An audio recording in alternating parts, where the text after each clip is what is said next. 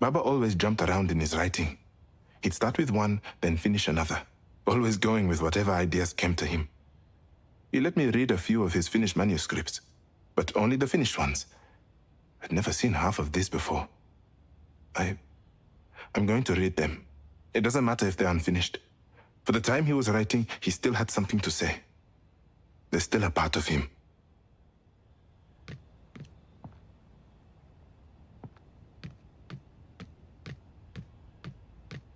Baba's books. So many genres and stories that they have their own room in our house. Mama wanted to donate the older ones, but Baba wouldn't let her. He was always in the middle of reading them, he said. I think I'll read my way through his collection. No time better than the present, right? Baba would think so. Yeah, he really would.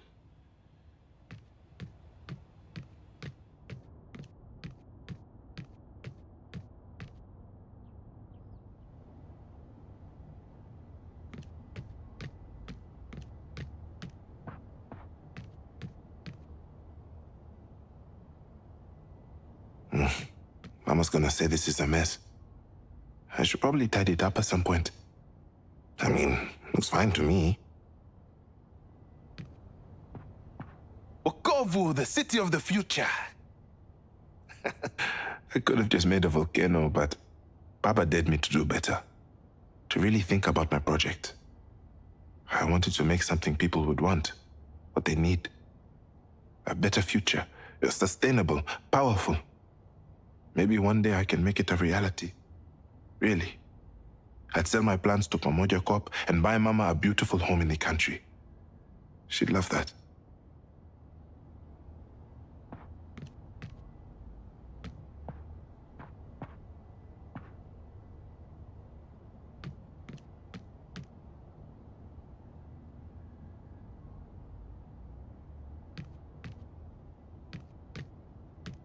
Oh, the griot lamp. So weird. Why did Baba think I'd want one of these? Fact!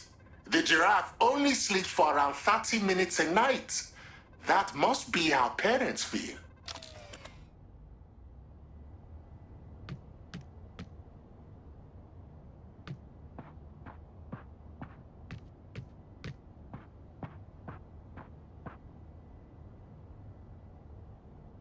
My old playroom. It'll have to change soon. We'll have the little one here, and she'll need a room. But for now, it's like a time capsule. A really nostalgic one.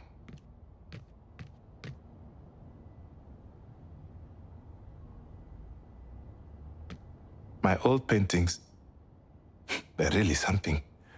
It's like looking at a different version of myself. A more naive one. Years later, I found out that Mama used to come fix them up in the night. I was shocked. So all those times I'd wake up and say, wow, what a perfect elephant I drew, were all a lie. Imagine. I leave the art to Mama these days. But it did teach me a lot about making things right. My old Yumbo dolls. Baba would buy me one every single year. A Yumbo for my little Yumbo, he would say. Honestly, I never liked them. But I didn't know how to say that. He looked so happy every time he bought me a new one. It's all right. Love them or hate them. Baba's little grin made it all worth it. Come to think of it, I think he knew I didn't like them.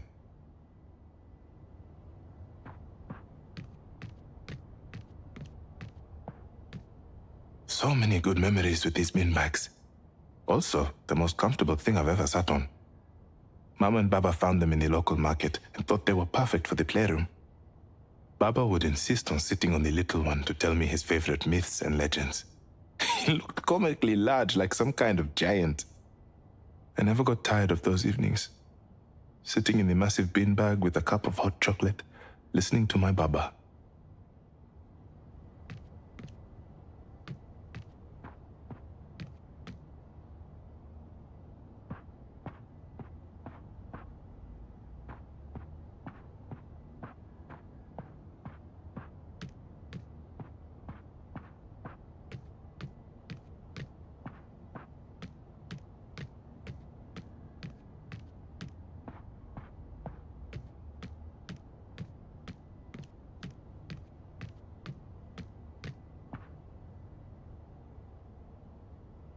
Mama and Baba's bedroom. It feels empty. Mama's new painting. It's a lot darker than her usual work. Mama always said you create art with your feelings as the palette. And I could see it all right here, her heart on the canvas. But Mama is Mama. Even when she's grieving, her real self can't help but come out. Right there, a glimmer of light.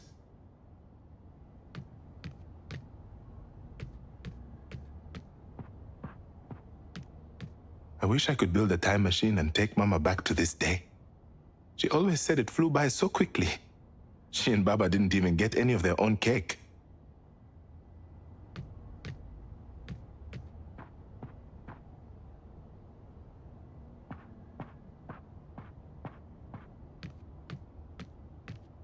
Little Ozzy. Bibi Ngina bought this in the hospital shop the day I was born. I'm surprised it's still in good shape. Bibi called it my guardian spirit. She said in the ancient times, griot bats like these would protect the pure of heart. I miss her a lot. But, in a way, I'm glad she was never around to see how things turned out with Baba. That would have broken her. It was scary for me, his child, but I can't imagine Baba's own mother.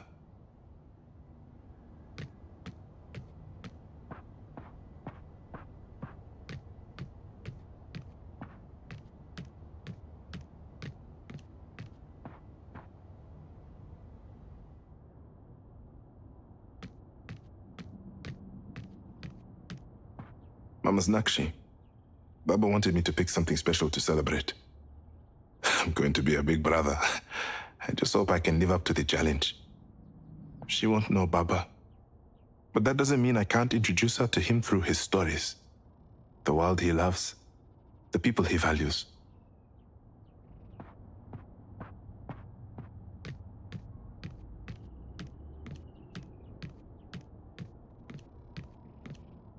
Baba's favorite painting. Not Mama's, though. She thought it didn't look good hanging in the hall. Like clockwork, Mama would glance at the painting and Baba would smirk. I always thought it was funny.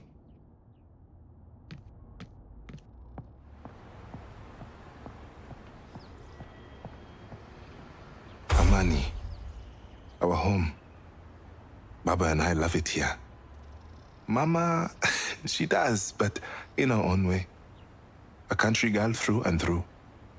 Thinking about it, I don't know if Mama was ever truly happy being here. I think she misses the calm of nature.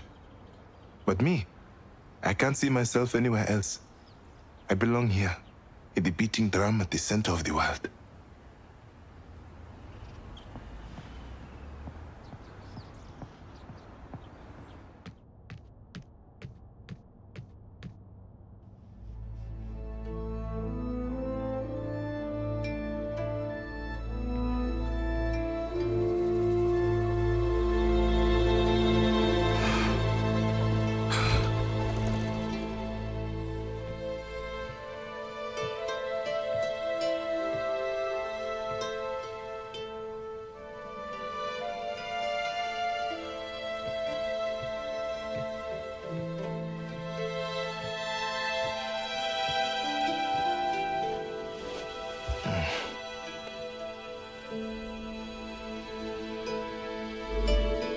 The book wasn't finished.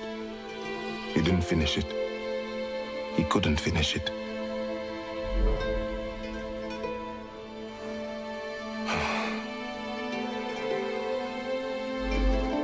When I said I wasn't ready, I know he is gone. It's just, I don't think I'm ready to, the world continues to spin, but there is a part of me that feels this wasn't supposed to happen. This wasn't how the story should have ended. It wasn't supposed to end this way. I don't. I can't. I feel so lost.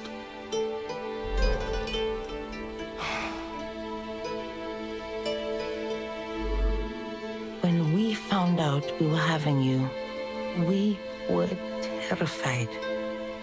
We read all the books, spoke to all our family, our friends. But how can you be prepared for a child before you have even met them? Oh, we felt lost to Zuberi. But then, your Baba turned to me and I will never forget it. He turned and said, every story begins at the end of another. I looked at him. This man has lost all sense. This is what I thought. But in what he said, it comforted me. I understood a little more. Every story begins at the end of another.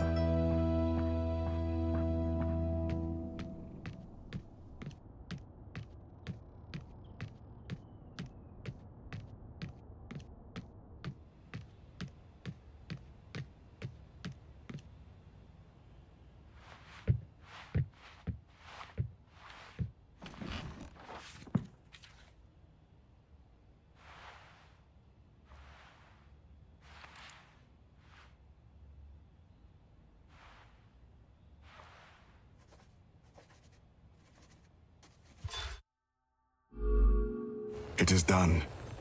The three great spirits sought and healed. The promise fulfilled. We must return to Patakatifu.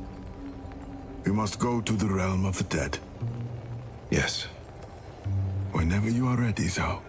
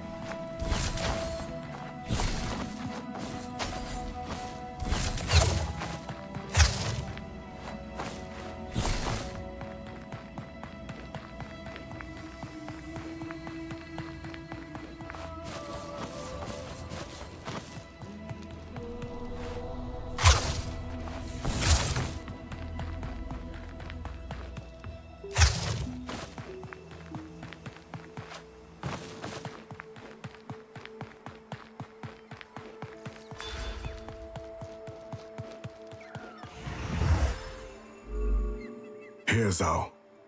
This is where we enter the realm of the dead. The pool is the conduit, and these waters will guide us through. We can wait if we must. But when you are ready, tell me so.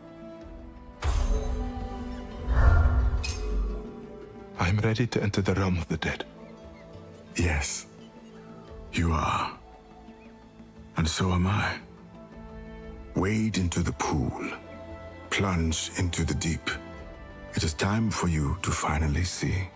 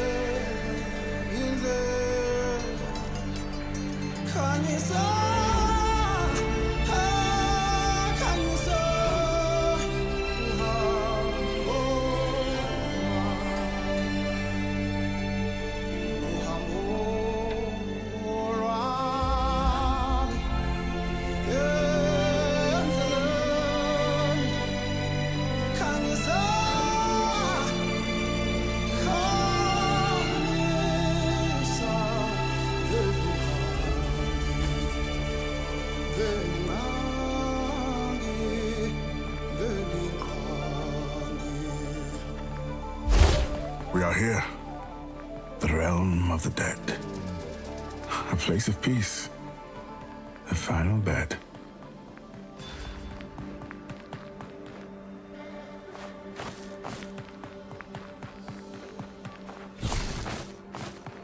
Rage, sorrow, like grains of sand will slip through our hands as we journey the lands.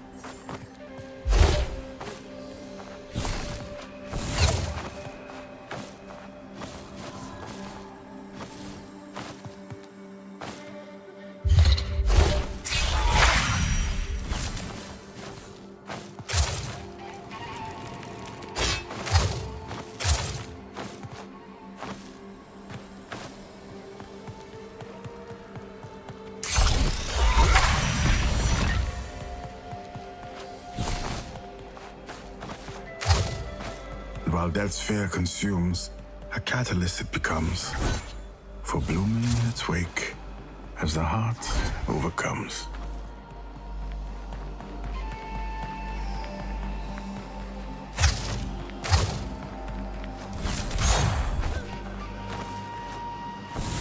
As fledglings leave their nests soaring to the sky, a parent knows inevitably they must bid their child goodbye.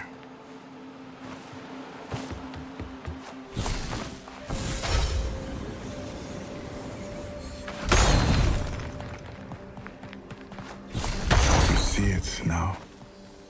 I know you do.